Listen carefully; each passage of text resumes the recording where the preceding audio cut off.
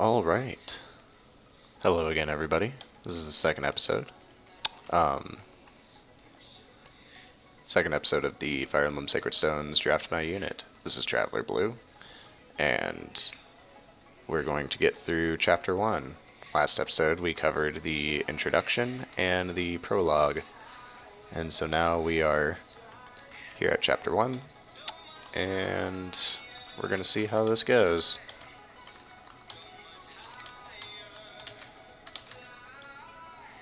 Oh.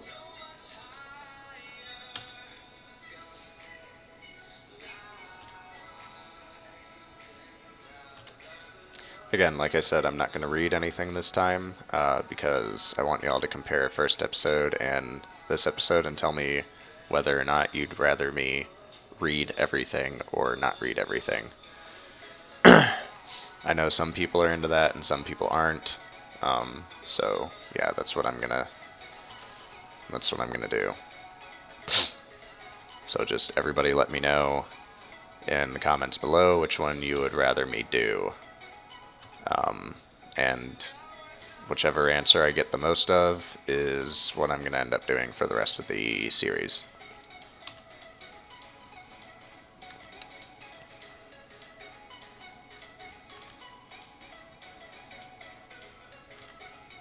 Also, I apologize if I go through text faster than some of you may be able to read. I am doing this at a pace that I can read, so if I need to, I'll slow it down. In fact, I'll actually probably slow it down just to make sure. Because just because I read at a certain level doesn't mean, or at a certain pace doesn't mean everybody else does. Oh, you know what? I completely forgot to move.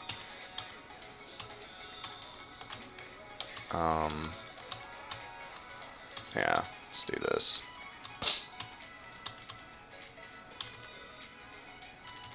I don't know if that's, I don't know if that's against the rules. I don't think it is, but, by all means, let me know. I wouldn't think it is, because I'm not using the unit. Crap. Well, if he gets attacked, at least he can't attack back anyway, so got that going for me. And the soldier's gonna attack Gilliam anyway, because yeah. Gilliam is in fact one of the units that I can use, so how...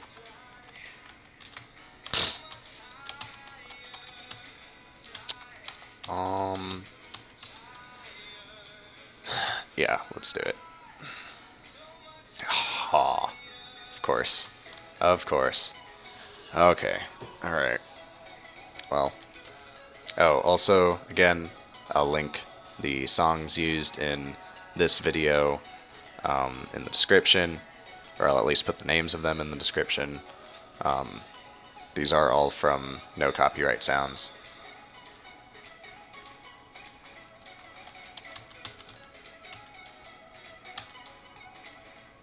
I also apologize for the amount of times that I say I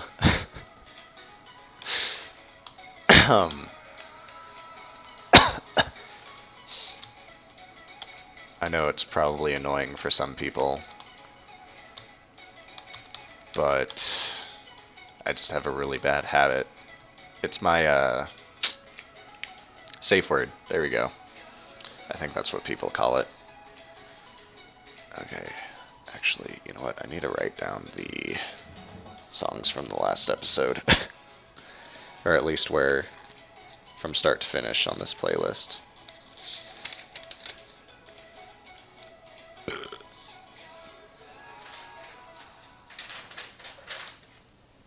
Okay. Sorry about this. All this extraneous noise and whatnot. This is a very sensitive microphone, so...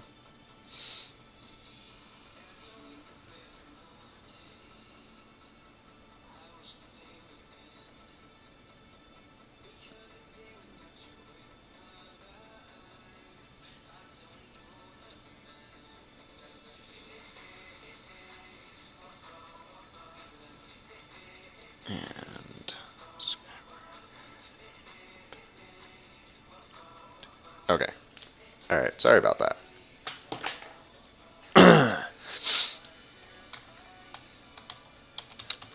Also, I do apologize if I'm not talking a lot. Oh, I thought that was the... I apologize if I'm not talking too much. I don't normally I don't normally record stuff that I'm playing. I had started a Fire Emblem Radiant Dawn pick my unit. I think that was actually 2 years ago, and I never got to finish it because school got in the way. But it apparently garnered a good amount of views, so I might decide to try to do this more often so that way I can at least get better at it. But if there's anything you guys would ever like for me to talk about or get my opinion on something during an episode, then just leave it in the comments of the previous episode so that way I can read them and then, go into the next episode. But today, that's going to be just leave them on like the third episode or fourth episode. I'm not quite sure how far I'm going to go today, but 3 or 4 episodes is probably about right. Okay, yes, they found the stragglers. And the stranglers. And the straggling stranglers.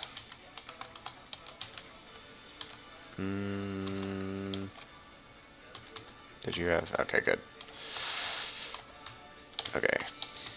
I do know that, well, Seth was free unless I had Gilliam, but even if I didn't have Gilliam, I was going to try to not use him anyway, simply because I try not to use Jagans as much as possible, just simply because other people could be getting the experience that kind of need it. And also, there are just other characters that I like more, so... God dang it, Gilliam.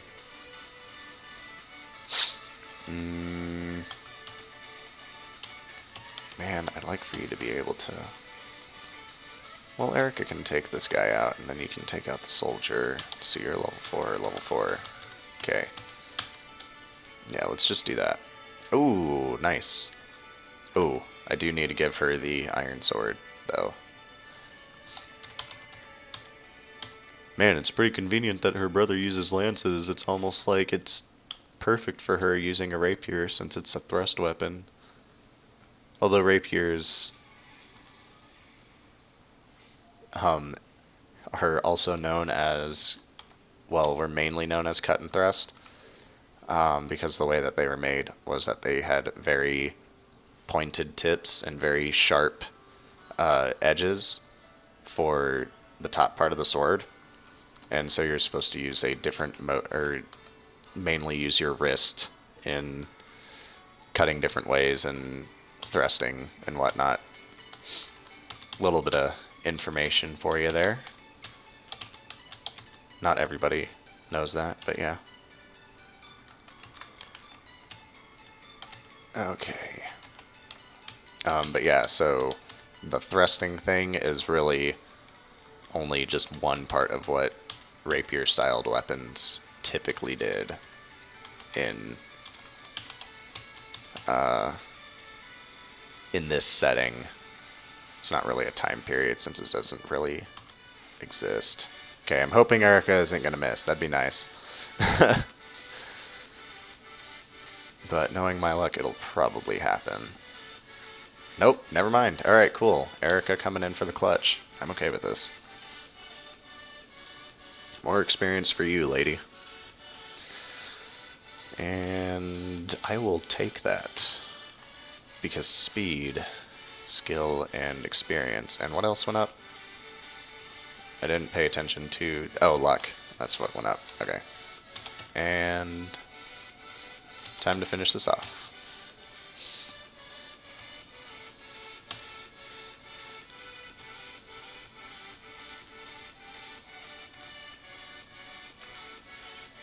Again, I'm not going for any sort of low turn count thing, so not going to be doing all this crazy stuff to get ridiculously low turn counts or anything.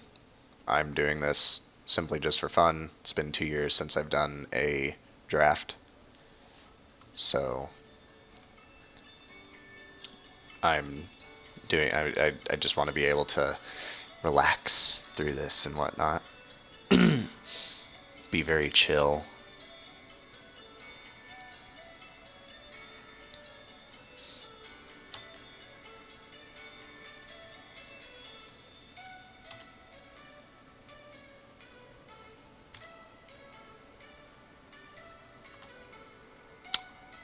Daddy's angry.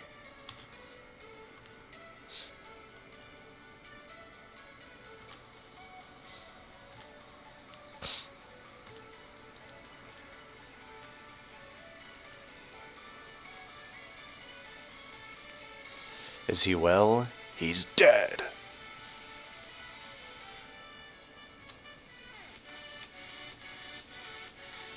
I find it interesting that in some Fire Emblem games there are royals that are actually,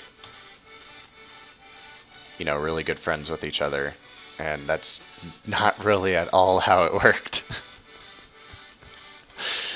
in the setting. The only time royals were really just friends with each other were if they were trying to get something from the other one.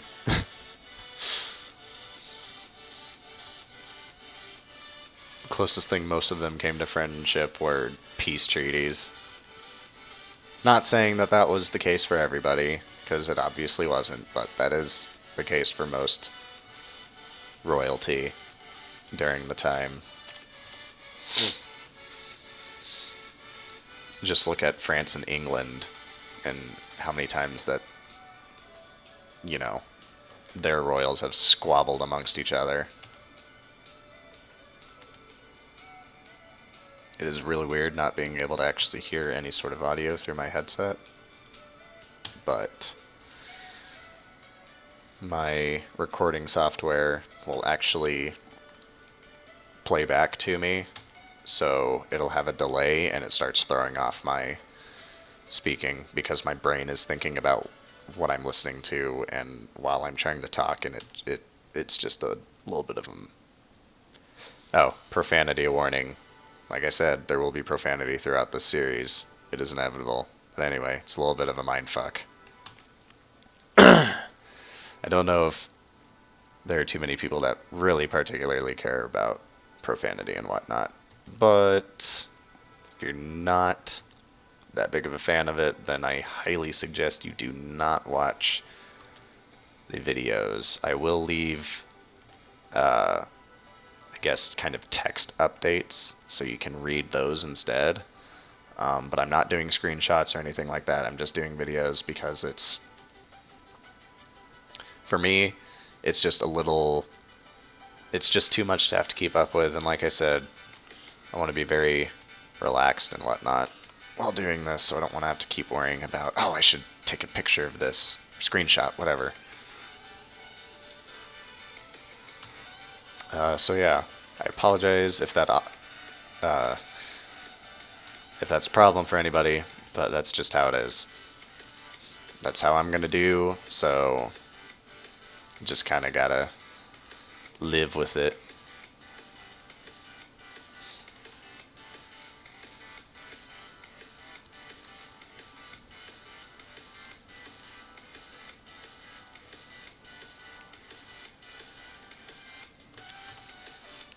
This is why I have to fight. This is the only answer I have.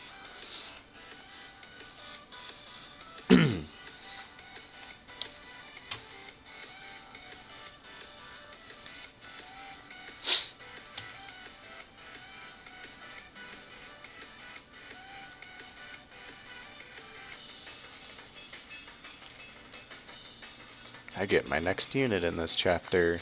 Yay!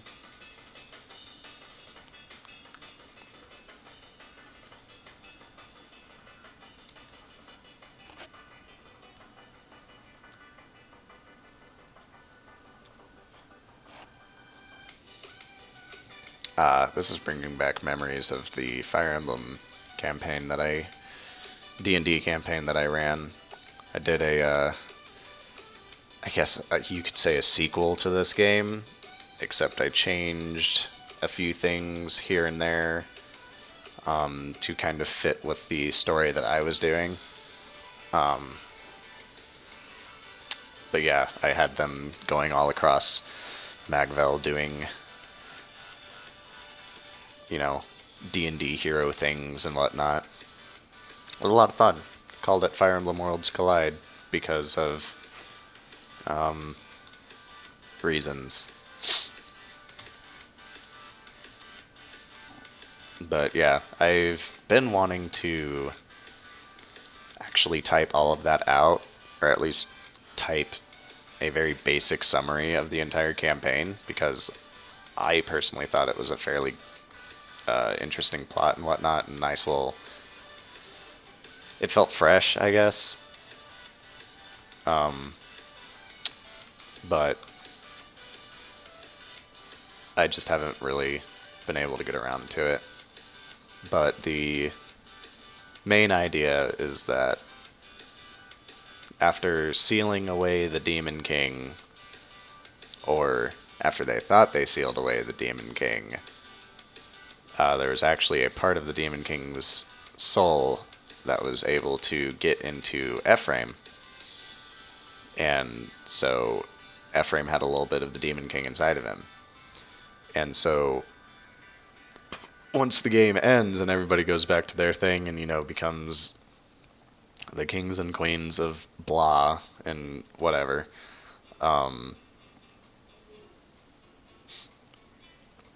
sorry. It goes 3 years after the whole incident. Or no, 13 years. Yeah, 13 years. So it was 10 years after, and then after that, the Demon King started kind of putting his... Oh, I accidentally skipped text. Whoops. Demon King finally kind of puts his plan into motion, and so he slowly corrupts Ephraim more and more and more until he becomes a tyrant. And actually goes on to execute one of the character's fathers, who is like I don't remember if he was a soldier or... I don't remember what I made him. I made him, I think, just a soldier that was good friends with Seth and Erica and Ephraim and stuff like that. And so that was like one of the reasons why the character went to Rostin to tell LarsM about what's going on, yada yada yada. But anyway, and so the characters had to go through and go on this entire war campaign against Renee and Grado, because after Leon was, well, I don't know how many I assume everybody watching this has played the game, but I'll keep from doing too many spoilers. But anyway, so after Sacred Stones, there isn't really a leader for Grado. There have been rumors of a new leader that came in, but nobody has ever seen him or her. So nobody really knew kind of what was going on with Grado. All they knew is that now Grado and Renee were wanting to take over the entire continent, because nobody knows that Ephraim is infected with Demon King Soul and whatnot. And so Renee and Grado attack Frelia, and Johanna actually ends up bolstering their border defenses between Renee and Grado, so that way they wouldn't have to deal with any sort of attack. Sorry. But yeah, it was like one big war campaign while also figuring out what was going on and why there had to be a war campaign in the first place. And some people from Tellius actually end up coming to Magvel because worlds collide. Tellius and Magvel were actually on the same world. They were just on opposite ends of the world, and both continents thought that the other continent and all the other continents that were on the world were flooded, essentially. Which is something that's mentioned in the Tellius series, where there's like this great flood and whatnot that washed away all continents except for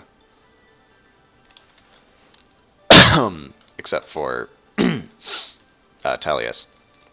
And so the continents just never knew that the other one was still there because somebody really decided to go exploring. But Ike, Ranulf, and one of the D&D characters end up coming over as kind of like ambassadors. But yeah, and I basically just found a way to try to tie in all of the worlds together and all of the heroes and whatnot and all that. I'm not sure if any of this made sense because I can't tell if I've been trying to focus on the game or focus on what I'm saying, but anyway, just know that it was pretty cool, and I do intend to write it all out or something like that. Just simply because I figured everybody would be interested in it, or at least most people would be interested in it. There was a little bit of interest when I had put it up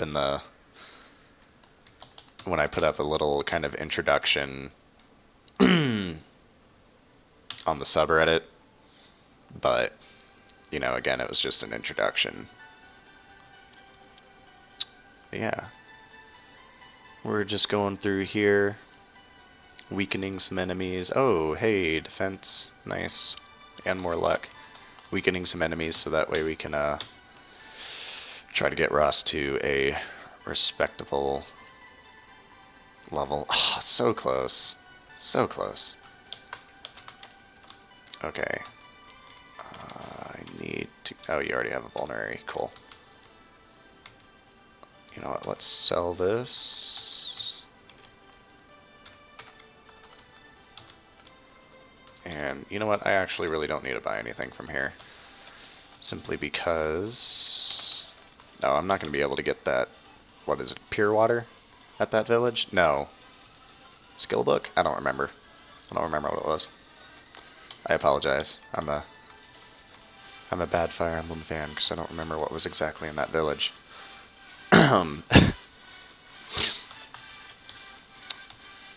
Let's see. I'm not going to recruit Garcia because he's not part of my draft. So, yeah. Man, that's not weak enough for Ross. Ooh, level 6. Well, it's weak enough for us to... Never mind. I don't even know what I'm saying anymore. Let's see. Yeah, this is a problem.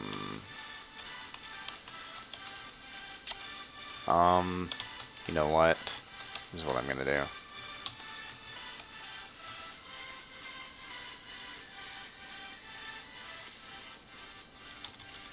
Dang it.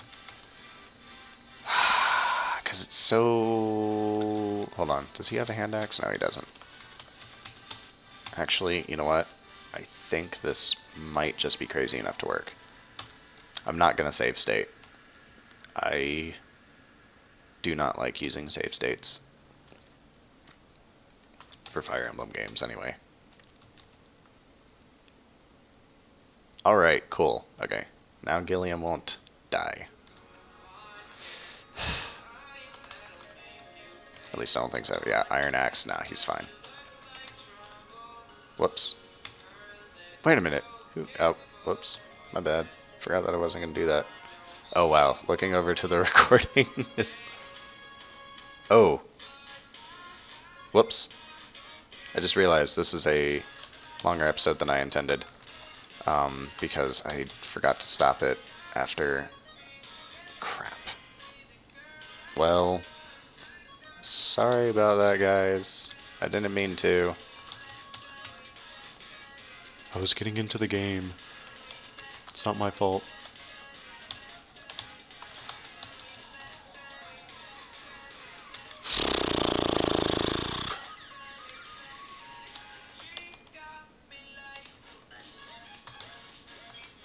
You can't reach, can you? Frack. Oh.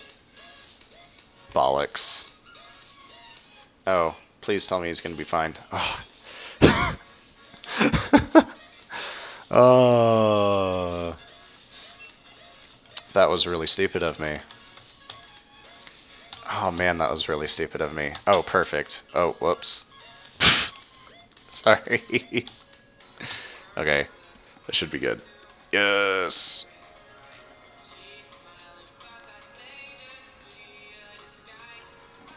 And... I'll take it. Okay, I'm gonna stop this right here. I will see you in the next episode. Sorry for going overtime. But yeah, so let me know how this is going, what y'all think. Leave some comments below telling me if there's anything you'd like me to... Oh, well, definitely leave comments for whether you'd like me to read voices or not. I'm not sure what I'm going to do in the third episode. I'll probably just do... I'll probably not do voices in the third episode. Just so that way... I don't annoy anybody. Because all of these episodes are going to be uploaded on the same day, so leaving comments on, any particular episode I'm not going to see until later